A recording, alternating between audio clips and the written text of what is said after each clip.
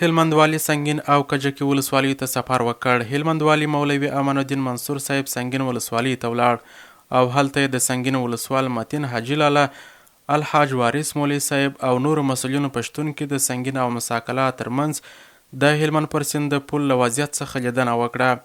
یاد پل چې د وروستیو سیلابونو له امله د زیان له ګواښ سره مخ شوی، د سیمې د خلکو لپاره مهم ارزښت لري.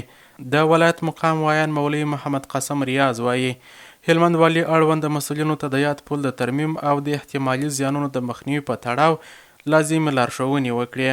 تېره ورځ هلمند والي الحاج محترم مولوي امان الدین منصور صاحب د یو پلاوي په ملتیا سنګین او کجکي ولسوالیو ته سفر وکړ چې موخه یې د کجکي برېښنا فابریکې د اوبو اوسني وضعیت او د سنګین او مساقلا نښلونکي پل څخه لیدنه وه.